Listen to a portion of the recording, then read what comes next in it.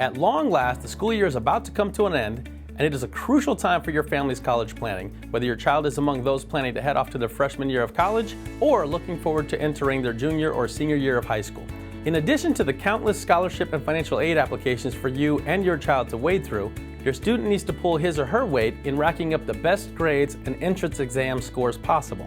And atop all of these worries, you'll want to arrange your family's finances so as to bring in the maximum aid possible while keeping taxes at a minimum. How is all of this possible? Well, fortunately, we have closely observed this cycle a few thousand times in working with tens of thousands of families exactly like yours. And we put together this list of 6 important things to know before you send in the forms. We hope that you find them useful in your own preparation. Number 1, private scholarships are nice, but don't bank on them. Considering college costs these days, it's no surprise that people tend to immediately think about private scholarships when they look at college funding. Scholarships are great. They consist of free money awarded to a student for excellence in academics, athletics, or other pursuits. But like most free things, there are some challenges involved. For example, while you may see listings for thousands of scholarships available on sites like fastweb.com and bigfuture.org, there usually are not very many that match up with the specific backgrounds of most students. As a matter of fact, only a tiny percentage, estimated between 1 to 3%, of all financial aid comes in the form of scholarships at all. You will find that the bulk of financial aid is need-based aid, made up of loans, grants, and work-study programs coming directly from the government or the schools. In addition, while scholarships look great on a resume, they usually tend to nickel and dime the overall cost of college. You'll get a few $100s here or $1,000 there, but most private scholarships won't come close to covering the cost of a university education.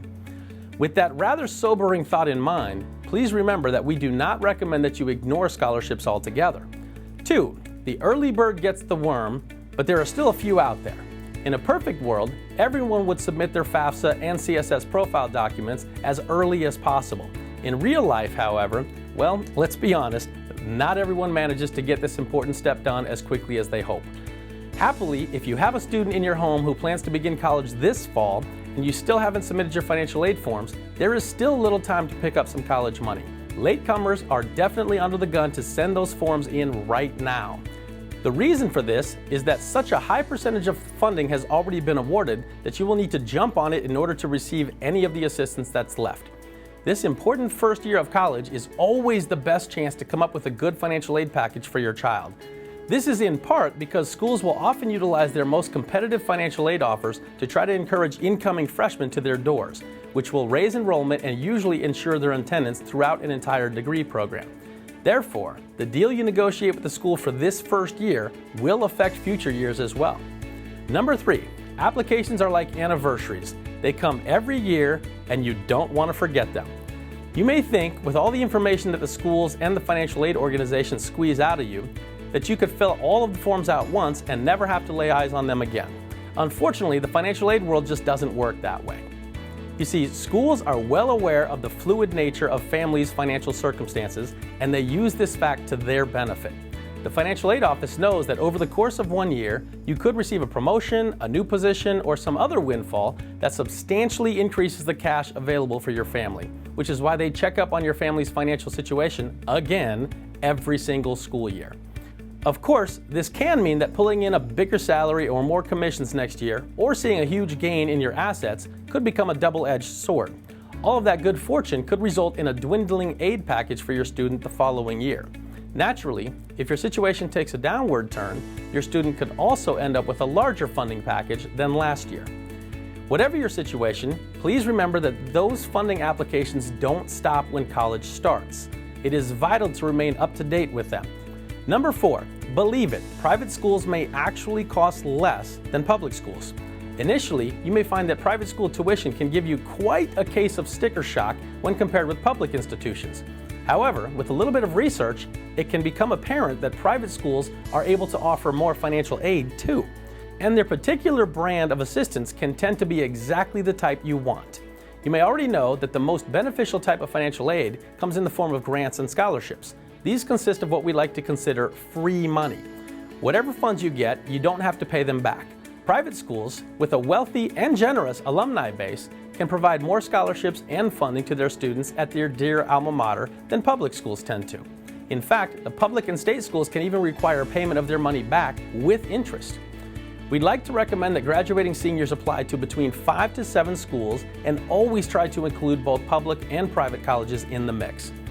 Number 5, the language of financial aid can be maddening, but it is understandable. Sooner or later, even experienced financial advisors discover that financial aid has a confusing language all its own. The financial aid offices use a lexicon of special terms and acronyms that only turn up on their turf, which is when you apply for college funding. Here's a sampling. EFC. The expected family contribution comes in 2 types. You will find that the federal EFC is the amount of money the government expects you to be able to pay for your child's college education, while the institutional EFC is the amount that private schools and colleges think you should pay. The private schools tend to have a more, shall we say, optimistic view of a family's ability to pay than the government does, but sometimes the government can get wacky ideas about it too. The bottom line is that the higher your EFC turns out to be, the bigger your bill. Therefore, it makes sense to do everything you can to reduce your family's EFC before completing the financial aid forms. Base financial year. Your base financial year is calculated during the tax year in which your child is a high school sophomore and junior. Your income, assets, and even your home's value will be used to calculate your EFC. Knowing that the sophomore-junior year is your base financial year allows you to prepare an appropriate financial strategy for your family.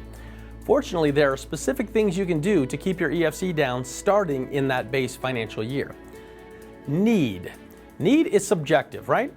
Well, in the financial aid world, need is specifically the difference between your EFC and the cost of attending a school.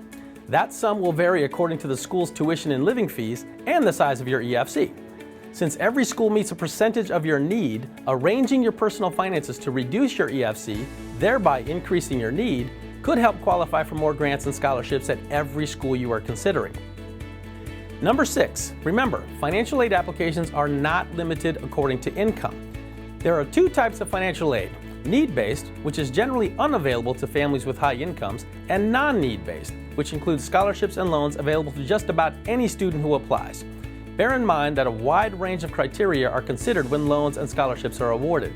Some schools may weigh the overall cost of sending more than one child to college, whereas others might consider age, academic abilities, or specific talents developed by your child. It is also advisable to arrange your assets in an optimal manner before you submit your financial aid applications. If that detail is managed appropriately, it can open a variety of possibilities for you in funding your child's education, even if you have a higher income. In fact, it is within the realm of possibility to fund your child's college studies, pay off your mortgage, save toward retirement, and maintain your current lifestyle. Remember that you are not alone in this experience of preparing for your child's higher education. No matter what a family's income, very few can afford to simply pay for a high-quality college education out of pocket. We are a tremendous resource for you in this process, and we'll be happy to help in any way that we can. If you would be interested in creating a strategy that applies to your situation, visit us online to schedule a free meeting with the college planning specialist. That's it for this month. Until next month, visit our website to download our College Planning 101 course or to subscribe to our College Planning Experts monthly video series.